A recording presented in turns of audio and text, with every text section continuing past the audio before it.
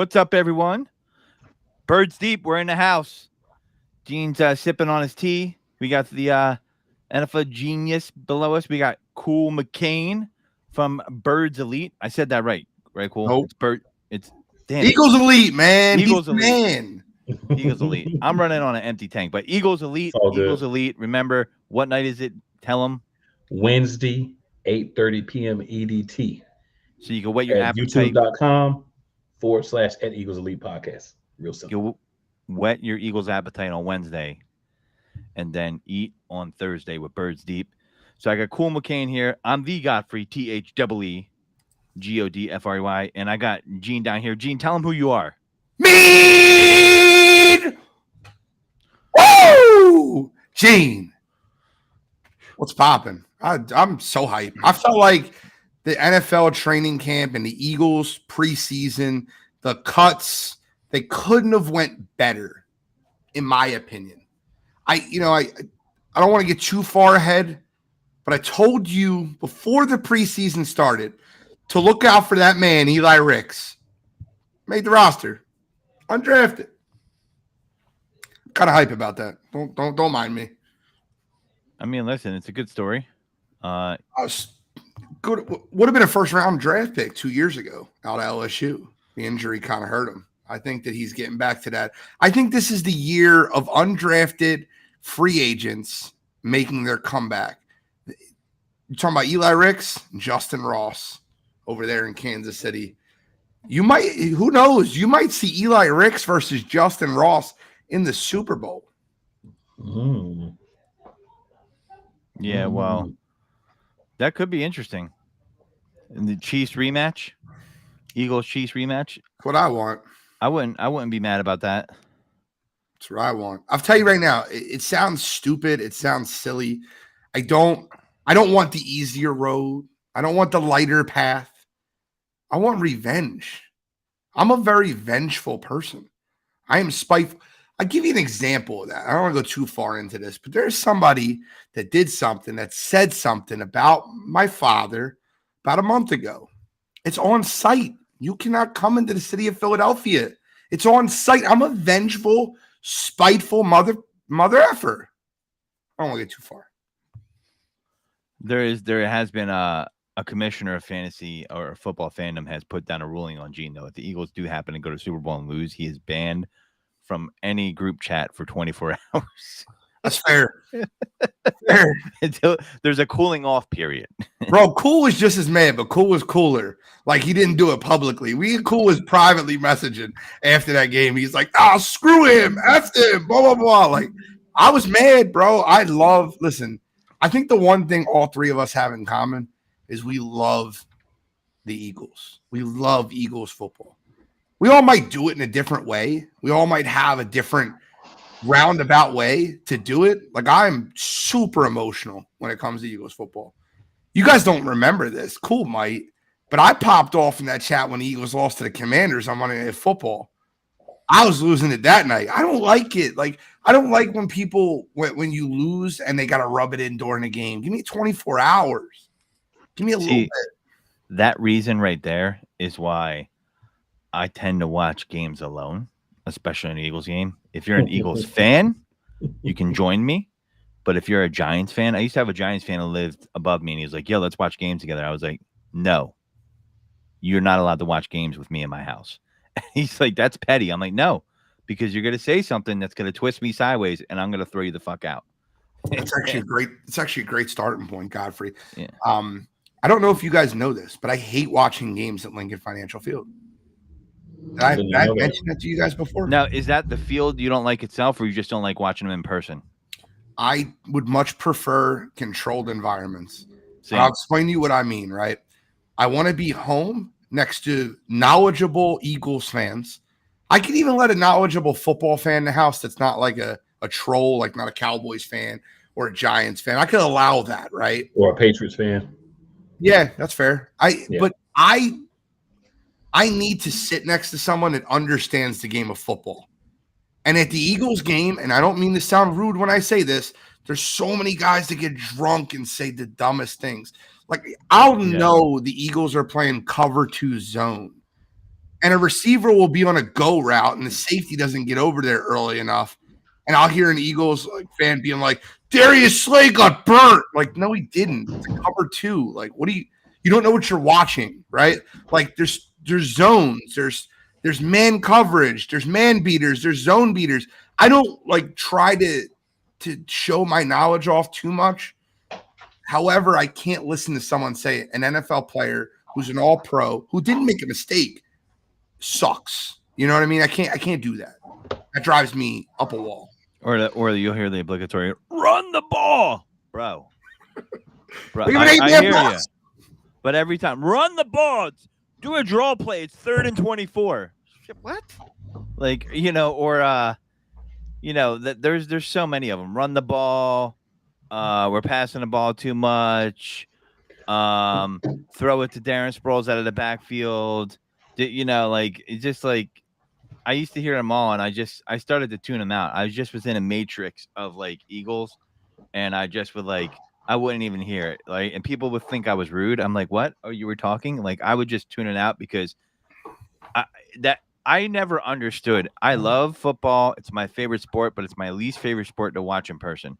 Like, I never understood why I know people that pay thousands of dollars for their Eagles season tickets and they're blackout drunk by halftime. Like, bruh, I'm not that dude. Like, I want to watch the game. I don't want to be outside in the parking lot with the first quarter almost gone because I'm trying to chug another shitty Miller Lite. I'd rather be in the stadium watching the game. And everybody's, for me, this might come off the wrong way, but I feel like tailgating is for amateur football fans. I don't think you're a real football fan if you're willing to miss the game and watch it on a 13-inch TV in a parking lot freezing your ass off. I'm sorry. I'm not doing it.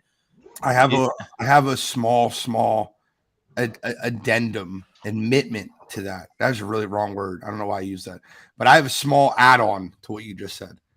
I think that tailgating is fine. As long as if it's a 1:00 game and you head into the stadium at 12:30, you can get there at 7:30. You can eat, you can hang out with your friends. You go watch the pregame in the parking lot. I'm good with that. Just don't. Yeah, let's watch the first quarter out here. Finish these beers. Yeah, can't do no. Bad move. Also, then go buy beer for like $12 a pop in the stadium. Also, I'm not against going down to the game and watching the full game in the parking lot without tickets, not paying for tickets, just watching it in the tailgate lot if I didn't pay for tickets. I'm not against it. I just would rather be on my couch in my controlled environment with my temperature set how I want it, with my ice cold beer in the fridge, and with my fresh Santucci's pizza. This ad is brought to you by I'm kidding. We're not advertising. But my fresh pizza that I can walk over and grab a slice, spend $30 on a case and a beer, and I'm happy. Why can't I have that? Yeah. Well, you could drop. Yeah, cool. I want to hear you. Yeah, go ahead. I like watching the games at like the sports bar, but not at Eagles bar because I live in North Carolina, right? So there's those same people that you're talking about. They're at the Eagles bar and they're getting slapped drunk. And I've almost gotten 3 fights at the Eagles bar with Eagles fans. So I don't go to the Eagles bar to watch games anymore. But I do like to go to the sports bar because Buffalo Wild Wings, different places. I enjoy when the other teams get pissed, right? Because if something happens, I'm sitting there, I'm mad because we're losing, but then there's a Commanders fan over here and he is freaking going in. That is amazing to me.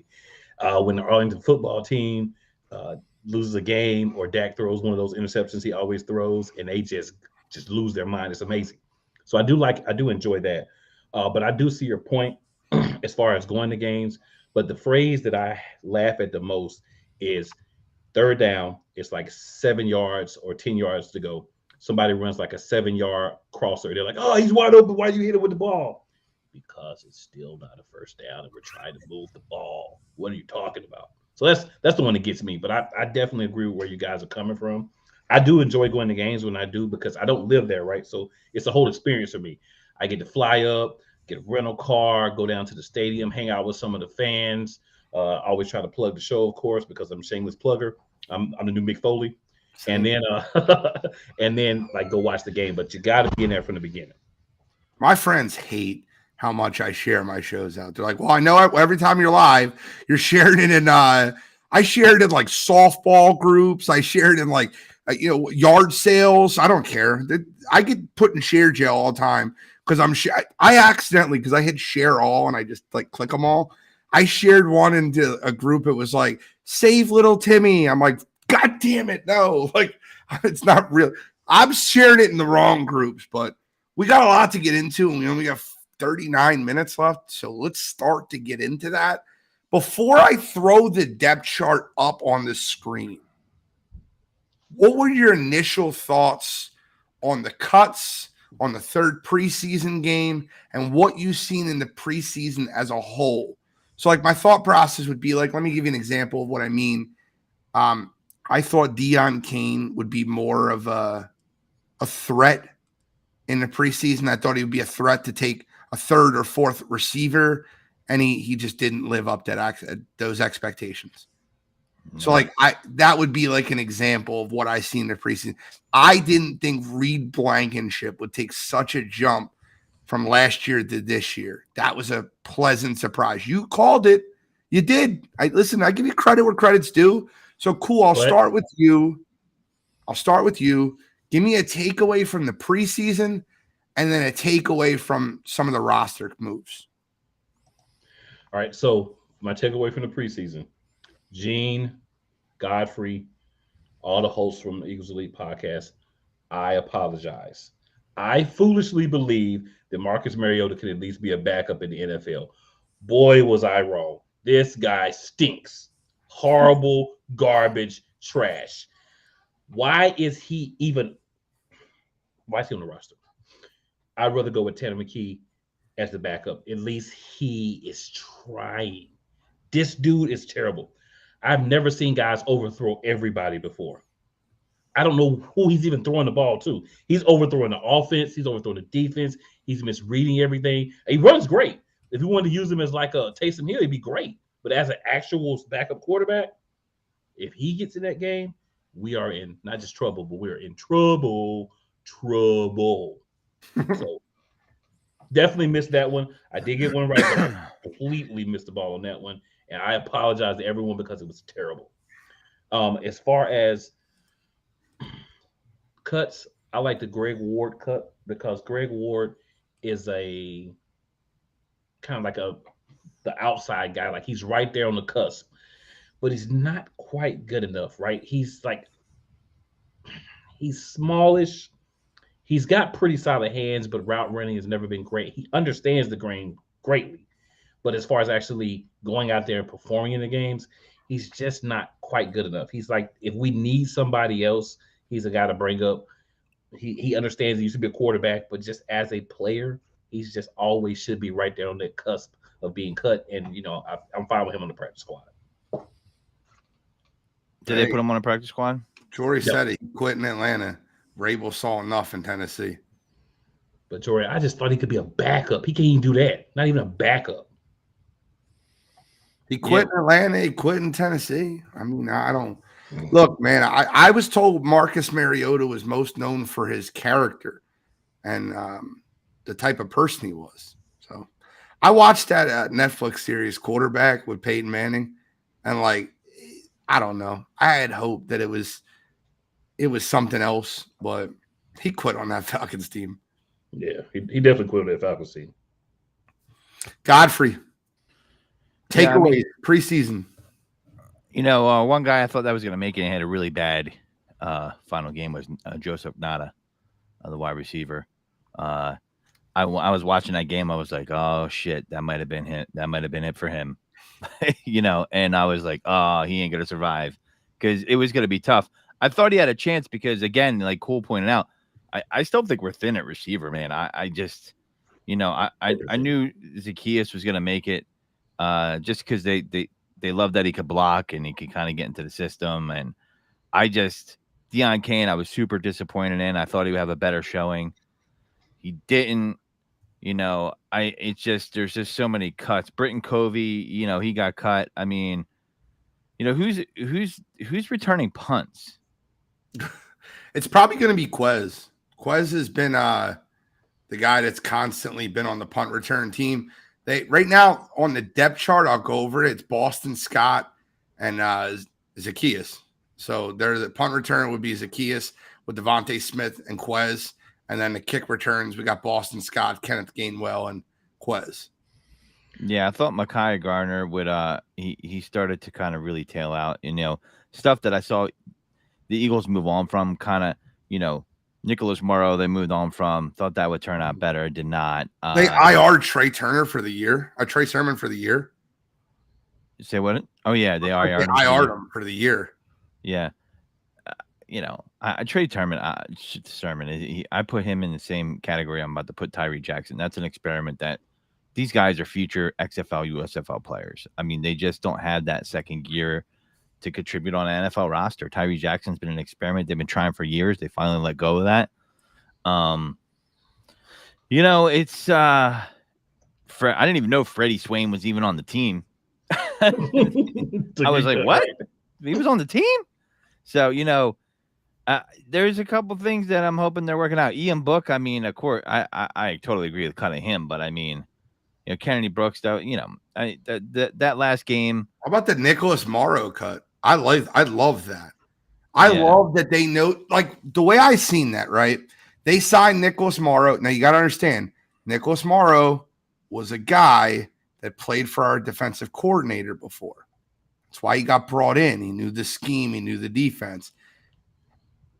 I think they noticed very early in preseason and training camp, he wasn't the guy that they wanted to build around. They brought in Miles Jack and Zach Cunningham, and immediately they made the right decision. They didn't hamper on it. They didn't wait on it. They said, all right, Nicholas, it's not going to work for us. We're going to start Zach Cunningham and Nakobe Dean. And by the way, talk about pleasant surprises. Nakobe Dean, Eli Ricks, those were great surprises. You watch, guys, Anthony Richardson, the Colts played all their starters for the first half of the third. And Anthony Richardson was 6 of 17. I'm not a fan of him. I told you I don't think he's going to be that good. I've always been low on him. But got to give the Eagles backup defense credit. They all played well. They played, they allowed a couple touchdown drives. I feel like that the Zebras kind of got them on a couple to keep the drives alive. A couple third downs, there were penalties against the Eagles defense. But I found it very interesting that the Eagles kept so much depth at the defensive line position, but very, very small depth at the wide receiver position. I think they're going to have Kenneth Gainwell out there running routes. I think they're going to have tight ends out there running routes. And I think they plan on running a lot of 2 tight end sets. I think that they believe that their best offense is basically 2 wide receivers, 2 tight ends, 1 running back. And that's why they made the trade. I think that's why they made the trade to bring in I don't want to Albert. I don't want to mispronounce the guy's last name, but Alberto from Denver. I think it's an interesting take. I love that pickup. They didn't spend a lot, but they gave us some decent draft capital for him. I mean, it's not for what he's shown so far. I really think that's a plan B, and I also think that's a new wrinkle to the offense where, like, you can, maybe send Goddard over the middle, leave him in the block, or vice versa, because he has some receiving chops. I believe he played in tandem with Noah Fant in Iowa State, if I'm not mistaken, and he was drafted after Noah Fant. But I like that pickup, man. I'm excited about that because that is some really good tight end depth. And, I like Dallas Goedert. I think he's the better tight end, but he has had a few little hiccups here and there with injuries. And, this guy can step right in. I just think the drop off isn't as far as it would have been if we was Dallas Goedert and all the collection of all the other guys that are there behind him. I just think that's a really solid depth move. And that's a championship type of move that goes under the radar.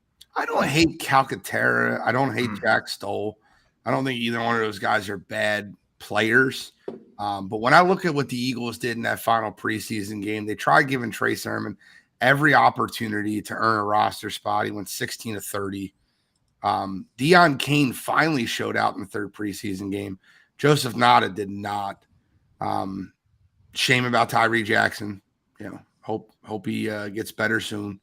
But overall, I knew a lot of those guys weren't going to make the roster. The one shock that really didn't make the roster I was kind of shocked about was Kevon Wallace. I thought they would keep him as a secondary piece. He's shown development from last year to this year. He looked better. Before we get into the depth chart, what were your thoughts on Kevin Wallace? Yeah, I mean, I just think he's just getting buried because I just think people are playing better than him. I didn't really he hasn't really stood out to me, man. I just you got guys like Rick's coming in. I know Rick's might not be playing the same position. I just don't. It made sense to me. It was he's probably going to end up on another team, but I don't see. I'm not really losing any sleep over that one. That's how deep the Eagles are getting with some of these pickups. I mean, Eli Ricks I didn't know about Eli Ricks until I see him in a preseason, and I didn't really know his background until Gene brought him up to me. Gene's more of a college football guy than I am, but I mean, the guy's obviously a better talent than his draft position would indicate. I mean, you can see that. The 2022 mock draft, the one Eli Ricks was supposed to come out before he got hurt, he was scheduled to be around the 19 to 30 pick. Then he got hurt. He transferred from LSU to Bama. He had a rough year last year being hurt. He got re-injured, and that's why he basically went undrafted. But the same reason we got Landon Dickerson where we got him was due to injury. Landon Dickerson, healthy, was a first rounder, no doubt about it. We stole him because he tore both his ACLs in college. Howie loves trying to find those diamonds in the rough that might be undervalued because of their injury history. Yeah. So, guys, can we talk about one thing real quick? Can we talk about this Isaiah Rodgers sign? I love it. I love it. I love it. Yeah, I love it too. I love it. I mean, we brought in a guy who's a starting caliber, right? We don't know what's going to happen with the cornerbacks after this season because, they're getting a little long in the tooth. So we're bringing in a guy on a reserve contract for next year that would probably start on a lot of teams right now if he could play. And, I mean, he's not suspended he's suspended for gambling, right? I mean, I'm not saying that doesn't matter, but he shouldn't be suspended a whole year for gambling. I mean, stupid. He should have done it, especially in the facility where it could be tracked. But, so I'm excited. He's gotten better the years that he's been in the league, and I think he's going to be a guy that can be a player for us for years to come if we're able to sign him to something long term. So I love the pickup, and big ups to Howie. We need to do something at wide receiver, Howie. I know who I think the Eagles should pick up at wide receiver. And who's that? People might think he's washed. I still think he's worth a look. Javaris Landry, still a free agent. All right. I like him because he had an injury marred season last season. He was in New Orleans. They were having a down year at the quarterback position, obviously. Dealt with a lot of injuries. He had injuries.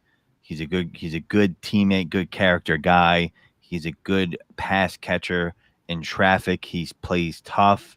He's a gritty dude. I think that'd be a great guy for the Eagles to add, personally. If you can get him on the cheap, that'd be a great depth piece, a great veteran presence that probably wants to win because he hasn't been on a lot of winning teams in his career. That will, I think, contribute. Maybe he's dust at this point. I mean, that's not what I'm reading out there, but he could be. I hope he's not, but, What about Jalen Reagor? I'm leaving this podcast right now. Jalen Reagor. No? He cost us a 4th round pick, damn it. The damn Vikings couldn't hold on to him. Well, it's because he sucks. I know. Yes. The only person I would think of picking up on the free agent wire as a veteran bring-in would be Robbie Anderson. I think he's still a free agent. He's got the burners. He's got the Jets. Can stretch the defense. He still was in the league last year. Robbie Anderson would be somebody I would look at bringing in. Whoa. I need to correct you, Gene. That's Chosen Anderson. Okay. Did he change his name? Yes, to Chosen Anderson. And that right there is a red flag. Can I retract my statement? Yeah. No, man. When I heard that, I was like, what? All right, fine. I'm gonna go with T.Y. Hilton. I'm done. I'll go with that. At least he's still T.Y. Hilton. I'll take that. I mean, that guy is like the ultimate warrior. He's like, I'm going to change my name to a character. Chosen Anderson. Wow. All right. Well, here's the depth chart. Let's talk about this next. You guys all see that on the screen. I'm gonna space it out so I can see it better. Let's talk about the depth chart as a whole. Now, the wide receiver position is obviously lacking. It looks like Zacchaeus and Quez Watkins will be fighting for time in the slot. We obviously know wide receiver 1 and 2. I did find it I was very happy to see that Cam Jurgens won the right guard battle over Tyler Steen. I'm also happy that Tyler Steen competed for that position. That means that our 3rd round draft pick this year wasn't a waste, right? I'm happy that we found some offensive line depth that was in a competition with our 2nd rounder last year.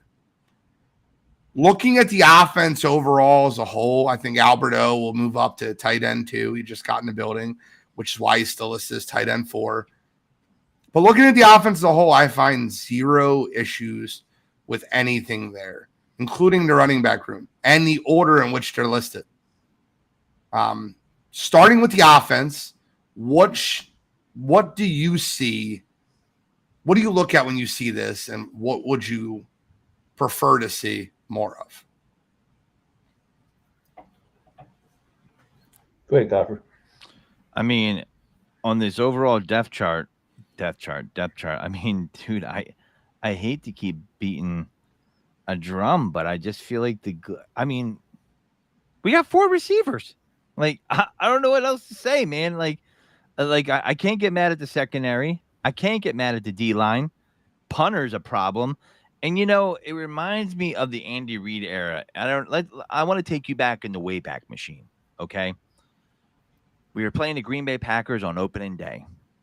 I forget the kid's name, but he was a promising player, but hurt himself jumping a fence. I forget his name, number 30. Man, it was a safety. I believe he was doing punt returns. Anyway, we didn't really have a punt returner. And Andy Reid, when he was the Eagles coach, had a penchant for just kind of ignoring a small detail, say, we'll go with this plan, and it would bite us in the ass at some point in the season, right? Yeah, I could see that. Isaiah Reed, was it? No, not Isaiah Reed. His last name was Reed. I just want to read a comment out real quick. Jay McCune said, the only problem I have with this Eagles roster from top to bottom is can't really find that many problems whatsoever. That was his response. I love that. We're supposed to find that, though. I know. No. I get it. We need to bring in a 5th wide receiver. We need to be, and I think that they're going to. We need to bring in a punter. I get it, right? Like, I'm not. They'll bring in a punter. I'm not worried about that. So, when I look at the roster, all right, you know what we'll do? J.R. Reed, that's his name. Let's figure out what player the Philadelphia Eagles are going to cut. There's 2 players they got to cut to bring in a punter and a 5th wide receiver. I think one of them, is Morrow. I know they love the guy. I love Morrow Jones. Yeah, definitely one. I think he's one of them. He's 7th round draft pick. They kept him in the building. They have a ton of defensive line depth. He's the odd man out to me. That's your wide receiver. The second one, Patrick Johnson, maybe? Yeah, I was thinking that too. I'll tell you who it should be. Would you like to know who it should be? Yes, I would. Derek Barnett. It should be Marcus Mariota. Yeah, well, I'm with that. I don't need to carry 3 quarterbacks. I'm with that. Yeah. Well, Derek Barnett is going to get his wish, I hope, and then that'll open up a spot too. Derek Barnett getting traded would be nice. They didn't want to trade him. They didn't want to cut him and get nothing back for him. So, I honestly, when I look at that, we'll move to defense. When I look at that defensive line depth, man, I argue this all the time. I think the Philadelphia Eagles have the best defensive line in football. You go Josh Sweat, Jalen Carter, Jordan Davis, Fletcher Cox, Brandon Graham, Derek Barnett, Milton Williams, Marlon Tuliapo, and Kentavious Street, who had a hell of a preseason and a free agency, training camp. So that's 9 guys deep, and that's not counting Hassan Reddick and Nolan Smith, who aren't really linebackers; they're edge rushers. I love their defensive line depth. I love their attacking the quarterback depth. I'm going to scroll down a little bit so we can focus on the defense, unless you guys have anything else you want to go over in the offense. We need another guy that can be a center guard. That would be my biggest thing on We have defense three of them. What do you mean? because hear me out. Okay. So if we're saying that Cam Jurgens is going to be the starting right guard, Oh, so if one of them go down, so we have three center guards basically.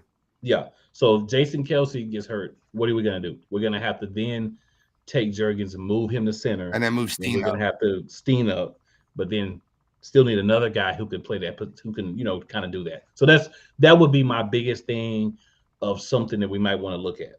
Well, I don't think Suo Peta is bad to be that back. So essentially, they have three centers on the roster. Just two of them play guard. Landon Dickerson played center at Alabama. Cam Jurgens is a center that was drafted at transition to right guard, and Kelsey's our center. So we have three centers. Just two of them play guard. So you can't have two of them go down. You're kind of in a bad spot if two of them go down, because I don't think Suo Peta and Tyler Steen are bad backups. I'm happy with them, actually. I'm very happy with their depth there.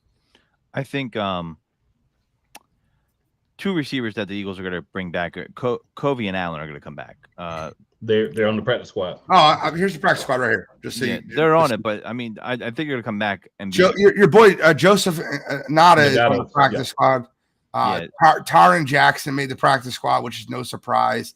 They can elevate Aaron Sippas, who they basically put on the practice squad. Devin Allen's there, Britton Covey. Greg Ward, their practice squad, they easily elevate a lot of these guys. It's just they're at fear of them. Like, so for instance, they don't need to sign a punter. They can basically promote Aaron Sippas every week. Does that make sense? Yeah, 100%. And Covey and Allen, Allen's a good gunner. So you need special teams players like that for depth. And Covey, can definitely do punt returns. So, I mean, they're both good. I think they're going to elevate them off the practice squad because they're seeing what else maybe they could get their receiver 5 and 6. But I think both those guys are special teams contributors, so they're going to be on the team. I just don't see how they're not, unless they find something out there that is just such an upgrade. They're gonna just leave them on the practice squad. I just don't see it. Yeah. So really, you're looking for one more receiver, in my opinion, outside of those two dudes. And they're probably, how he's playing the shell game with the practice squad, and I think Greg Ward will, if they don't sign anyone by week 1, I think Greg Ward will be the guy they promote from the practice squad, because he knows the offense better than anyone that's on their practice squad. He's like reliable. Hands are reliable. He's not great. He's not going to get you much separation, but if you need a guy to go get you run 6 or 7 routes, be a decent blocker, good team guy, you're going to have him. Yep. Yeah. All right. So let's talk about defense. Let's talk about defense. Let's get into that a little bit more. One of my favorite things about training camp was seeing more and more how much of a leader Nakobe Dean is. Guys, you guys know I'm a Nakobe Dean stan. My birthday is in a month and a half. If anyone wants to buy me a jersey with 3XL or 52, 54, if you want to buy me I don't mind. Nakobe Dean's what I want. I'm a huge fan of his, and I think that he's going to take the next level of being our middle linebacker. Super intelligent guy. Got all his Georgia Bulldogs around with Jalen Carter, Jordan Davis. You obviously have Nolan Smith. I love what they're doing as the Georgia Bulldogs defense. What about the Philadelphia Eagles outside? My 2 winners of the preseason and training camp, well, 3 of them, because I can't not include Reed Blankenship, are Nakobe Dean and Eli Ricks. On the defensive side of the ball, Godfrey, I'll start with you. What players stood out to you? What players do you think will have a huge impact this year? Surprised you, stepped up? I'm listening. I mean, I'm surprised at Reed Blankenship. I mean, you were talking about it earlier. I thought this dude was straight trash juice. I was like, last year, I was like, this dude's he's waiting to get burnt. And I know he was a backup. He couldn't inspect a lot, but he stepped up. I mean, this dude must have been working his ass off in the offseason, because now he's played his way into number 1 on the depth chart in that position. With no real backup, right? There's no real competition for his job. They basically went out and said, Reed, you're the guy, right? Like, I look at the safety position as a whole. Sidney Brown, and the depth chart speaks volumes, right? Is sitting behind Terrell Edmonds. And the undrafted Justin Evans is Reed Blankenship's backup. So they really want Reed Blankenship to be that center fielder. They're looking at Sidney Brown to be Terrell Edmonds' backup. So I'm good with that, right? Yeah, No? I'm good with it. I mean, listen, he made me a believer. We'll see. I want to see him. I look at preseason football like I look at spring training in baseball. I need to see it carry over to the regular season, right? Like you'll see people just be like, "Oh man, what a great preseason!" I still need to see it carry over. So, and I think, they got some contingency plan into place. Like, Terrell and Sidney Brown are there. I mean, can you throw Sidney Brown a free safety? Right? I mean, No. no. I don't think he's a free safety type. I think he's more of a run stopper, strong safety type. I think there's a significant difference. I think if you see the Eagles go out and make a move, like a trade and bring in a player, like a starter, the safety position would be the first position they'll look at. Do you disagree, Cole? No. I think the safety would definitely be a position. And there's a guy in Arizona. Oda. We've got a guy that don't want to be here, Derek. So you can go play for your old DC and get 15 penalties a year for dumb plays. He's already got K'Von Wallace in Arizona now. That's all right. He can have Derek Barnett too. He signed K'Von Wallace. Yeah, K'Von Wallace got signed by them. Yep. So my thing with Derek Barnett is simply this, and I have to point this out. Derek Barnett is not smart up here when it comes to emotional, right? He's hitting people wrong times, dumb plays, getting penalties. We did not have that last year. Why didn't we have that? Because Derek Barnett was not on the team, was hurt. So honestly, I think a little bit of this may be a little butthurt from Derek Barnett. As good as we look without him, and he wants to go somewhere where he can get more time and show his stop. Hey, I'm all for it. I mean, I like Derek Barnett, the player, as far as what he can bring to the team. But the other pieces that sometimes come with him, they can be gone, and we can bring in someone else, and we could use it as a piece to help us maybe get a safety, or we can still have possibly that Taylor Swift combination. Just saying. I don't even want that. I would not be upset with it. I would rather have a safety, honestly, but I wouldn't be upset if we went that way too. I think big winner for me for the off seasons, two guys, Sidney Brown and Keely Ringo. I saw these two guys really put in work in training camp, get better, live the mantra 1% better every day. Just come in, make the adjustments, make the changes. I've seen Ringo talking a lot to Slay and Bradbury, just soaking in the knowledge, watching them, understanding them, and being a guy that something happens and someone needs to take a game, someone's gas, they need to come out, someone gets banged up and needs to sit some plays or whatever. I see him as a guy that can play either one of those cornerback positions. Biggest surprise is Josh Joby. Just saying. That's a big surprise for me. Surprise in a good way or a bad way? So surprising that he made the roster, honestly. Also surprised that he did look a lot better than what I saw from him last season. So a little bit of both. Let me ask you a question. If Zach McPherson doesn't get hurt, what Eagle is it? Josh Jobe that misses it, or do you think they don't keep Eli Ricks? I think it's Josh Jobe. I think he's. I agree with you. Yeah, I said that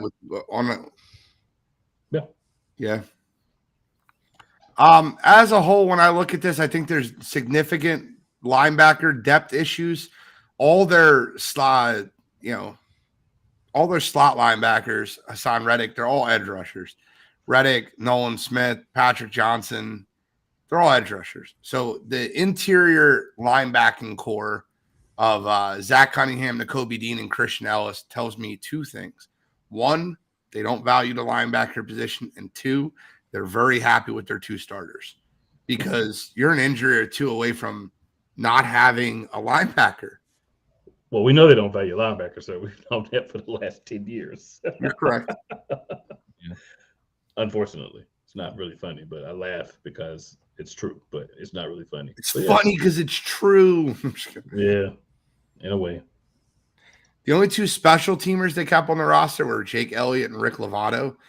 Rick Lovato being there just a long snap. And this is just a question I have, and you guys can, I guess I'm being a little silly here, but you can't teach anyone else to long snap. Like we have to keep a guy just to long snap. Like it's a roster spot. We have to keep one just to. Am I wrong for thinking that? Like we can't have anybody like Cam Jurgens can't be long snapping.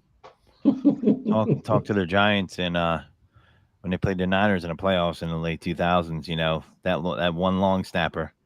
I mean, it's one of those things where it goes unnoticed, but it could just have a big impact at the wrong moment and change the face of a game. So it's like We've done that in this franchise for 35 years. Dornbos, remember? Yeah. We just keep long snappers. That's it. That's all he does. It's a cushy job, man. It's not that cushy of a job. I'll tell you right now, on punt returns, he gets blown up every single punt. Yeah, he does. That's true. But field goals, like you got to understand, like he's getting. You want to talk about a guy that has to go out there 7 times a game and get destroyed. That's what your long snapper is. He just gets destroyed. I guess that's why they keep a long snapper on the roster, like a test dummy. And that way they don't have to put any of the linemen in that situation, in that precarious situation, we'll say. I get it. Teach Tyler Steen how to All right, let's talk about special teams. Do you think they need? Well, obviously they're going to bring a punter in. If they don't bring a punter in, they'll promote Aaron Sipas week 1. He made the practice squad. No one wanted him. Shocking. My question would be, what about the punt god? The punt god? Oh, yeah. You don't know the punt god? Who are we talking? No, is that Sebastian Janikowski's nephew? No, the punt god's Matareza. If you don't know who Matareza is. Oh, the guy from Buffalo? Yes. Yeah, from Buffalo. The guy that got framed? I mean, I will say he's better than Sipoff. I'd take a shot at him. The guy's been cleared, right? I mean, yeah, he didn't do anything. He should be in the league right now. It's ridiculous. That girl should be in jail. Yeah. Funny how that works. Yeah, right. I would love to bring the punt god in. I didn't know that was his nickname. Do you know who he is? Do you know about him? He punts the ball 80 yards. Mm-hmm. I don't know how he does a job. He got drafted in the 6th round of an NFL draft. A punter got drafted. That's how good he was. I don't know how he's not on someone's team. I feel like the league knows something about this dude and they're not telling anybody or something because it's weird that he's not on a team with that kind of ability. There's guys that have gotten back on the field with ability that have done worse than, being accused and then cleared. I mean, I don't know. I mean, it's weird, but bring him in. Why not? I'm all for it. We need somebody. He's better than what we got. I mean, it's not uncommon to trade for, the Broncos just traded for Will Lutz because he wanted his kicker, Sean Payton. So, I mean, it's not uncommon to go get your guy for special teams. It won't cost that much. So, it's just one of these things where, I feel like Nick Sirianni is I got my guys type of team. And I know all coaches are that to a certain level, but I really think he's a little bit more of a guy like that, where it's he'll value someone just because it's his guy, even though really you can upgrade at the position in certain situations. So I just feel like maybe that's what's going on there, because it's not a hard thing to upgrade. I don't understand. It's dude, if we need to upgrade, go overseas, find a fucking soccer player. Find someone that's a rugby player that punts the shit out of the ball. Get a goalie. They're out there. Have open tryouts. Let's have a punter open tryout. I mean, I heard that they are going to have one. Actually, I heard that they were going to have one. Yeah, they're out there, dude. There's tons of soccer goalies worldwide that be like, oh yeah, you're gonna pay me. What's a punter gonna make? $500,000 at the minimum. I don't know.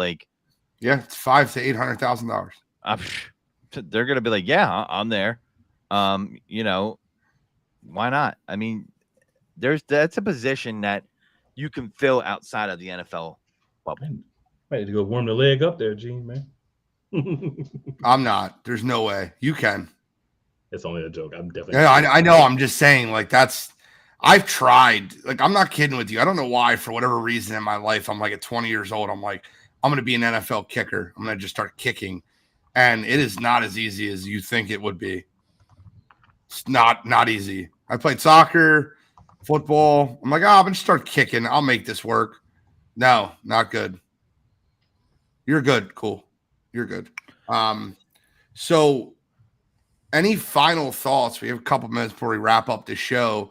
I'm going to stop the screen share so we can kind of see our beautiful faces on the screen once again. Any final thoughts heading into next week's show will be a preview. I will not be here. I'll be in Universal.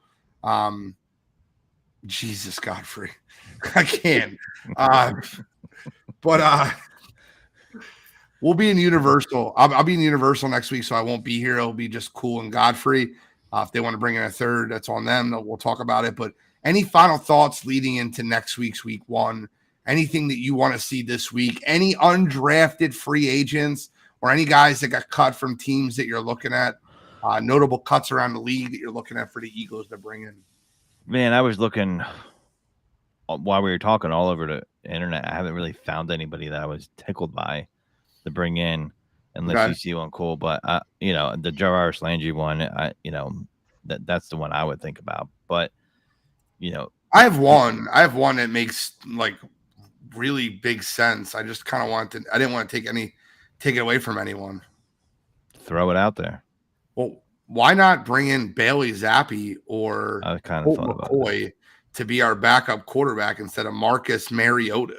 Well, I thought about Colt McCoy, but apparently he has really, really bad knee stuff going on. That's why not Bailey Zappi? I thought about that because, first of all, I love that he played for Western Kentucky, who has the most badass mascot of all time, the Hilltopper. But yeah, I mean, Bailey Zappi showed a little bit of ability to come in and play on a spot. I don't see why not. It was an unusual move, I think, by the Patriots to cut all of their quarterbacks except Mac Jones.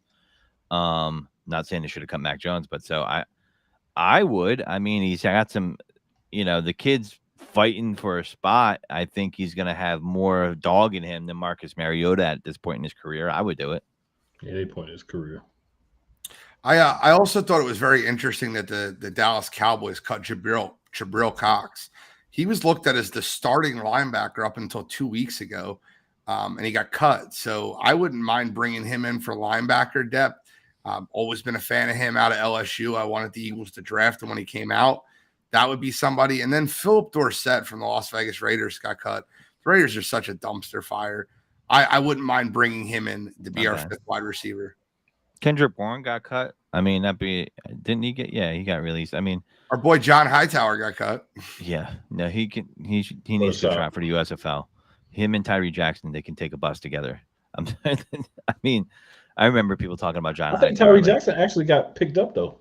Did he?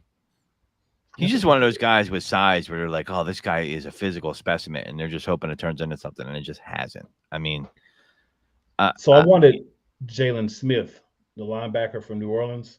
Okay. But I think he's going to be returning to New Orleans. I see some reports.